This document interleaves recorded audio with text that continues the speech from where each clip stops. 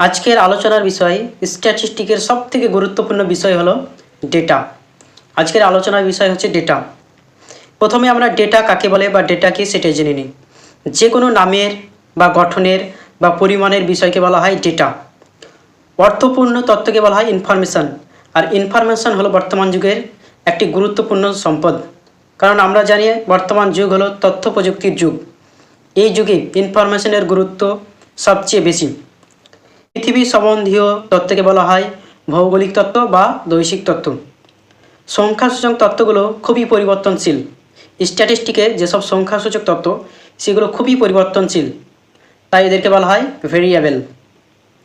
যেমন বিভিন্ন জিনিসের উৎপাদন, জনসংখ্যা বৃদ্ধির হার ইত্যাদি বিষয়, এগুলো হচ্ছে ভেরিয়েবল বা পরিবর্তনশীল।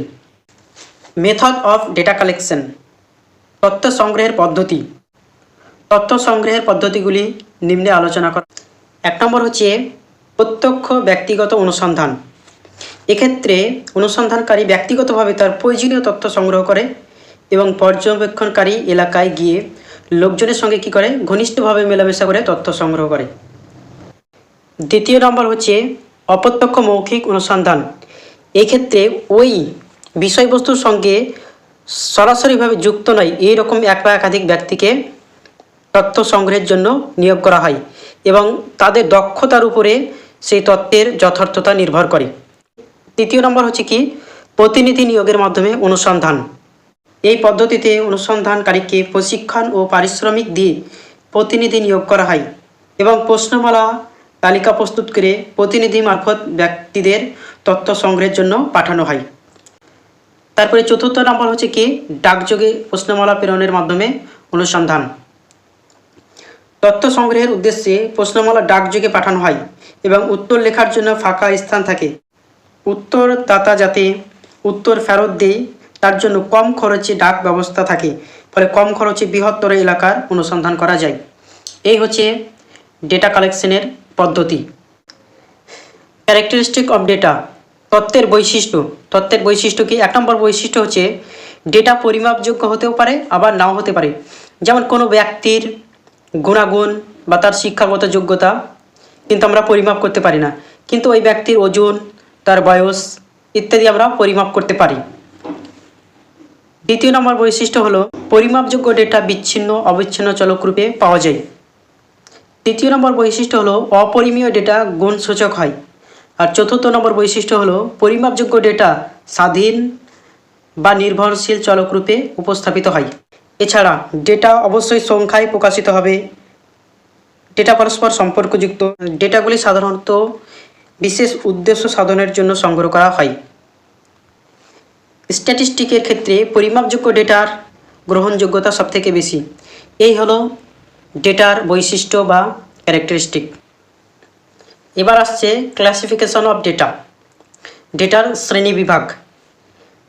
ডেটাকে বিভিন্নভাবে ভাগ করা হয়। 1 নম্বর হচ্ছে according to the source of data collection. Data বা তথ্য সংগ্রহের উৎস অনুযায়ী ডেটাকে কয় ভাগে ভাগ করা হয়? 2 ভাগে। একটাকে বলছে প্রাইমারি ডেটা আর একটাকে বলছে সেকেন্ডারি ডেটা। প্রাইমারি ডেটা কি? কোনো বিশেষ উদ্দেশ্য সাধনের জন্য অনুসন্ধান ক্ষেত্র থেকে যখন মৌখিকভাবে সরাসরি তথ্য সংগ্রহ করা হয় তখন তাকে বলা হয় প্রাইমারি ডেটা। যেমন ভারতে প্রতি 10 বছর অন্তর কী করা হয়? জনগণনা করা হয়। যখন জনগণনা করা হয় তখন প্রত্যেকটা বাড়ি বাড়ি গিয়ে সেন্সাস বা জনগণনা করা হয় এবং একটা হিউজ ডেটা পাওয়া যায়, সেটা হচ্ছে প্রাইমারি ডেটা। সেকেন্ডারি ডেটা কি? অনুসন্ধান ক্ষেত্র থেকে সরাসরি তথ্য সংগ্রহ না করে কোনো প্রকাশিত বা অপ্রকাশিত উৎস থেকে যখন ডেটা সংগ্রহ করা হয় তখন তাকে বলা হয় সেকেন্ডারি ডেটা। যেমন জনগণনার বই থেকে প্রাপ্ত জনসংখ্যা, এটা হচ্ছে সেকেন্ডারি ডেটা। পরিমাপের পদ্ধতি অনুযায়ী ডেটাকে 2 ভাগে ভাগ করে। একটাকে বলছে প্যারামেট্রিক ডেটা আর একটাকে বলছে non parametric data. Parametric data কি? ডেটাগুলিকে যখন সংখ্যার মান দ্বারা প্রকাশ করা হয় তখন তাকে বলা হয় প্যারামেট্রিক ডেটা, যেমন মিন, মিডিয়ান ইত্যাদি। প্যারামেট্রিক ডেটাকে আবার 2 ভাগে ভাগ করি। একটাকে বলছে ইন্টারভ্যাল ডেটা আর একটাকে বলছে রেশিও ডেটা। ইন্টারভ্যাল ডেটা বা ব্যবধান তত্ত্বে উপাদানের বিস্তারের সঙ্গে সঙ্গে সংখ্যাগত বিস্তারের প্রকৃত মাত্রা জানা যায়। যেমন বৃষ্টিপাতের ধরন, উৎপাদনের মূল্য, জনসংখ্যা প্রভৃতি হলো ব্যবধান তত্ত্ব। দ্বিতীয় নম্বর হচ্ছে রেশিও ডেটা বা অনুপাত তত্ত্ব। ইন্টারভ্যাল ডেটার আরেকটি অন্যতম রূপ হলো রেশিও ডেটা। যেমন আদিবাসীরা মূল জনসংখ্যার অংশ, এই অনুপাতকে শতাংশে পরিবর্তন করা যায়। অনুপাত ভ্যালুকে আপার ও লোয়ার লিমিটে ভাগ করা যায়। এতে পরিমাপ করা ভ্যালুগুলি ইন্ডেক্স তৈরি করে, যেমন প্রোডাক্টিভিটি ইন্ডেক্স।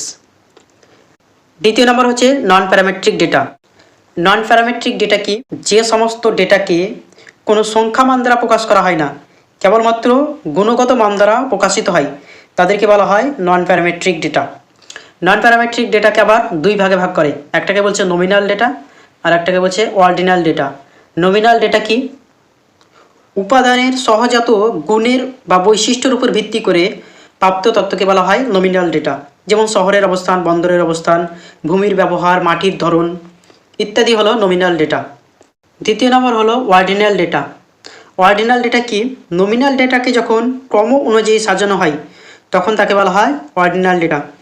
যেমন প্রধান, অপ্রধান বন্দর, যেমন ছোট, মাঝারি, বড় শহর, অর্থাৎ ক্রম অনুসারে এখানে কি করা হচ্ছে? সাজানো হচ্ছে।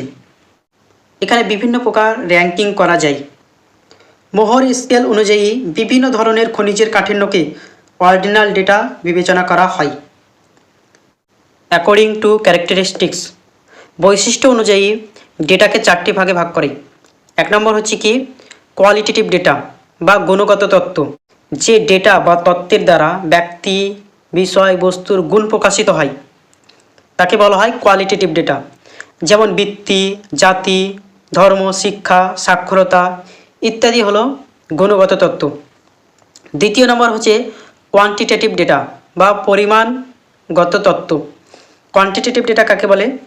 ডেটাকে যখন সংখ্যার মাধ্যমে প্রকাশ করা হয় বা পরিমাপ করা হয় তখন তাকে বলা হয় কোয়ান্টিটেটিভ ডেটা বা পরিমাণগত তত্ত্ব।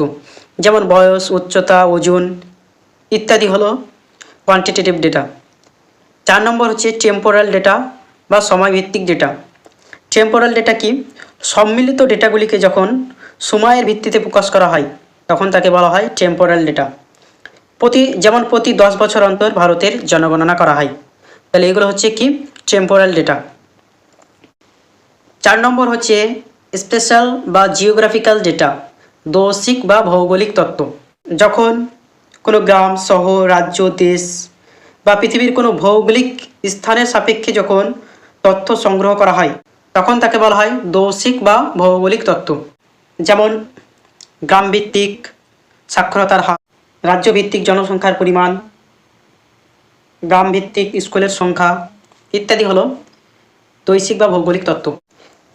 According to the nature of distribution, বিন্যাসের প্রকৃতি অনুসারে ডেটাকে দুই ভাগে ভাগ করে, একটা হচ্ছে র ডেটা আর একটা হচ্ছে অ্যারে ডেটা। র ডেটা কি? ডেটাগুলি যখন নির্দিষ্ট কোনো নিয়ম অনুযায়ী সাজানো থাকে না তখন তাকে বলা হয় র ডেটা বা অসজ্জিত ডেটা। যেমন 8, 1, 5, 3, 10, 4, 2, এখানে ডেটাগুলো সব অসজ্জিত বা অসংগঠিত, সেই জন্য এটাকে বলছে কি র ডেটা। দ্বিতীয় নম্বর হচ্ছে অ্যারে ডেটা বা সজ্জিত রাশি তথ্য। ডেটাকে যখন নির্দিষ্ট নিয়ম অনুসারে সাজানো হয় তখন তাকে বলা হয় কি অ্যারে ডেটা বা সজ্জিত রাশি তথ্য। যেমন এখানে 1, 2, 3, 4, 5, 8, 10 এই রাশিগুলো তা ক্রম অনুসারে সাজানো হয়েছে, সেই জন্য এটা হলো একটি অ্যারে ডেটা বা সজ্জিত ডেটা।